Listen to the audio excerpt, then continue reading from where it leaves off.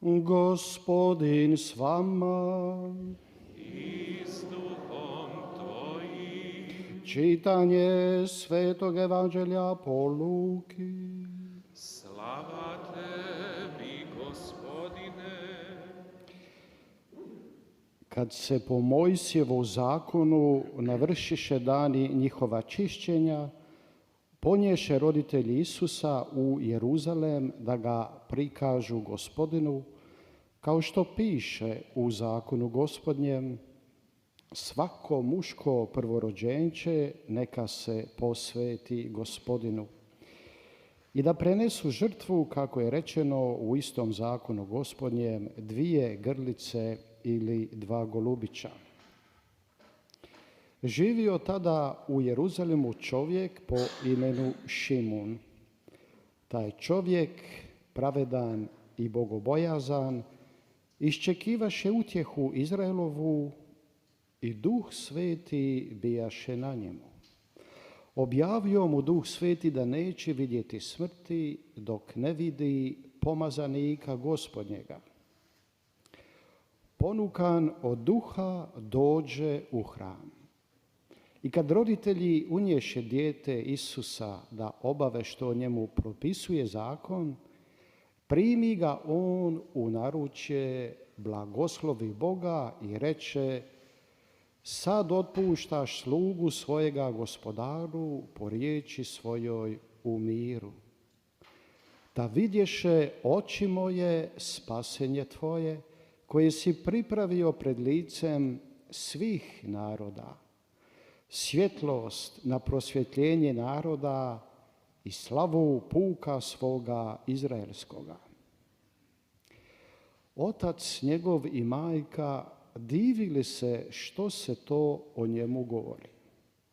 Šimun i blagoslovi i reče Mariji, majci njegovoj: ovaj je evo postavljen na propast i uzdignuće mnogima u Izraelu i za znak osporavan, a i tebi će samoj mač probosti dušu da se razotkriju namisli mnogih srdaca. Riječ Gospodnja. Slava tebi, Hriste.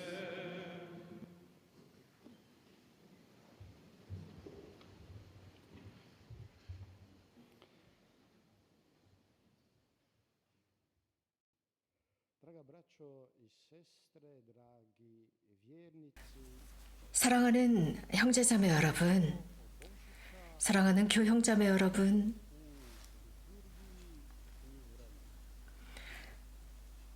하느님의 탄생의 신비는 전례에서 계속 진행되고 있습니다. 예수님께서 구유에서 목동들에게 드러나신 것처럼 이제 주님께서는 다른 새로운 방법으로 드러나십니다. 예수님께서 탄생하신 40일 뒤에 성전에서 드러나십니다.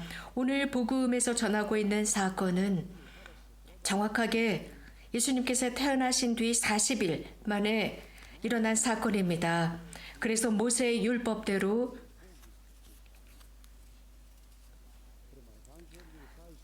어미는 정화를 거치고 아기는 성전에서 봉헌되어야 했습니다. 요셉과 마리아는 바로 이러한 거룩한 봉헌을 하기 위해서 예루살렘 성전에 들어갑니다. 그 성전에서 시메온을 만납니다. 오늘 복음에서 시메온은 의로운 사람이라고 표현하고 있습니다. 의롭고 독실하며 이스라엘이 위로받을 때를 기다리고 있는 사람, 경외심을 지닌 사람이라고 표현하고 있습니다. 실제로 예수님 시대에는 메시아의 오심과 더불어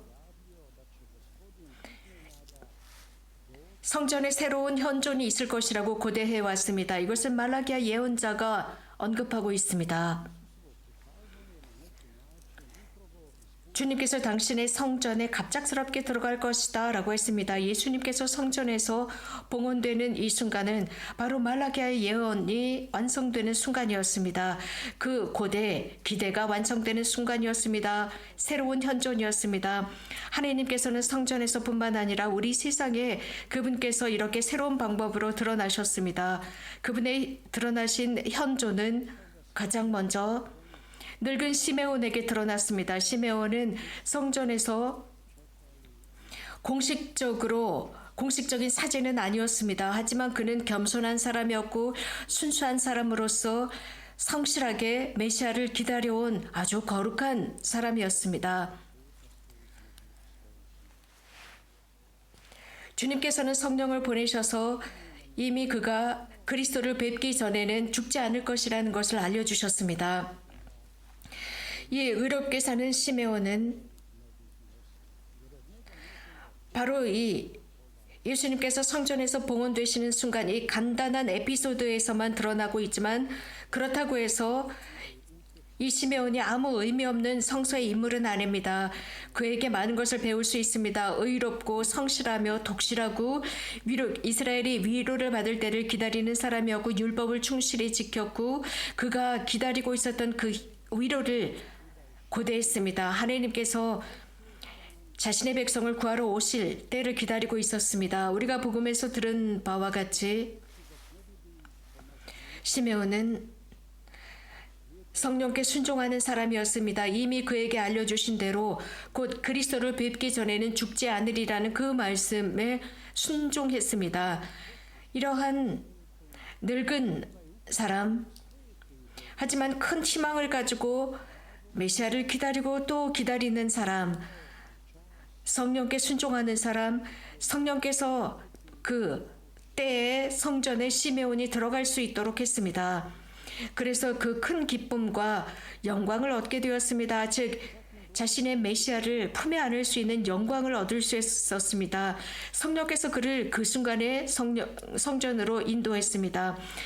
어린 아기를 안고 축복하고 그 놀라운 선물을 보며 감탄했습니다.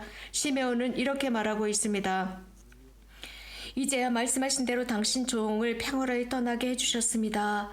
라고 선포합니다. 그는 죽을 준비가 되어 있었습니다. 이 세상을 떠날 준비가 되어 있었습니다. 그 이유는 단 한 가지였습니다. 그리스도를 만났기 때문에, 메시아를 만났기 때문에 그는 기꺼이 세상을 떠날 수 있었습니다. 제 눈이 당신의 구원을 보았다라고 선포합니다. 이는 당신께서 모든 민족들 앞에서 마련하신 것이라고 선포했습니다. 다른 민족들에게는 계시의 빛이고 당신 백성 이스라엘에게는 영광이라고 했습니다. 그렇다면 과연 이 의롭고 열심한 시메온은 무엇을 보았을까요? 그는 충만한 감사와 기쁨을 느꼈습니다. 예수님을 품에 안고 있었기 때문이었습니다. 그가 본 것은 가장 먼저 아주 단순한 순수한 아기였지만 그 아기는 이스라엘의 미래만이 아니라 인류의 미래이기도 하셨습니다. 예수 그리스도를 통해서 새로운 시대가 펼쳐지기 때문입니다. 인류를 위한 새로운 세대가 시작이 됩니다. 시메온은 바로 이러한 미래를, 이 밝은 미래를 자신이 직접 체험합니다. 그것으로 그는 충분했습니다. 그 밝은 미래를 보았기 때문입니다. 참으로 그분을 통해서 새로운 세대, 새로운 사랑의 시대가 열렸습니다. 그 시대는 모든 율법을 포함하고 있는 시대였습니다. 현재를 살아가는 우리 형제 자매들도 성체성사를 통해서 우리들의 손으로 아기 예수님을 손에 들 수 있습니다. 포옹할 수 있습니다. 그분을 만나고 맛볼 수 있습니다. 즉 약속된 미래를 만나고 포옹할 수 있습니다. 우리들 또한 평화로이 갈 수 있습니다. 이유는 그분을 보고 만지고 맛보았던 것으로 충분하기 때문입니다. 무엇보다도 사람들은 시간이 없다고 합니다. 그리스도를 만날 시간이 없다고들 합니다. 우리는 지나치게 바쁘게 살아갑니다. 그래서 때때로 제가 이러한 팬데믹이야말로 크게 문제가 되지 않는다라는 생각을 합니다. 왜냐하면 많은 것들이 멈출 수 있었기 때문입니다. 많은 사람들이 성전에서 그 아기 예수님 메시아가 오신 것을 보지 못했습니다. 너무나 바쁘고 서두르고 바쁘게 살아가기 때문입니다. 우리도 마찬가지입니다. 지나치게 바쁘게 살아가면서 우리들의 구원자의 그 표징을 우리 가운데 계심을 보지 못하고 살아왔습니다. 그것뿐만이 아닙니다. 이러한 하느님과의 만남을 우리는 거부해왔습니다.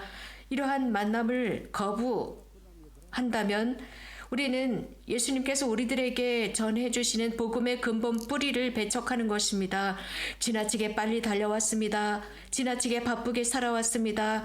그래서 물질적인 안전함, 물질적인 안녕과 그 외 다른 것들을 찾기 위해서 지나치게 바쁘게 달려왔습니다. 잘못된 것입니다. 살아계신 하느님과의 만남만이 우리에게 삶 속에서 참으로 안전함을 가져다 줍니다.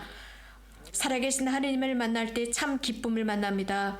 그런데 우리는 이러한 만남을 두려워하는 것처럼 살아계신 하느님을 만나는 것이 무서운 것처럼 우리들의 습관을 버리려고 하지 않았습니다. 살아계신 하느님을 만나려고 하지 않았습니다. 살아계신 하느님께서 우리들이 그동안 해왔던 모든 것을 파괴하시기라도 하는 양 그분들을 만나는 것을 두려워했습니다. 예수 그리스도께서 우리들의 삶에 임하실 수 있도록 해야 합니다. 그분은 우리들에게 요구하시는 하느님이시기 때문입니다. 그 외 많은 우리가 매일상 속에서 우상처럼 섬기는 그런 우상들, 신들이 아닙니다. 이것은 우상이며 미신입니다. 그러나 우리들의 주님은 구원과 평화와 사랑과 빛을 가져다 주십니다. 사랑하면 요구하게 되어 있습니다. 그렇다고 해서 이것을 두려워할 필요가 없습니다.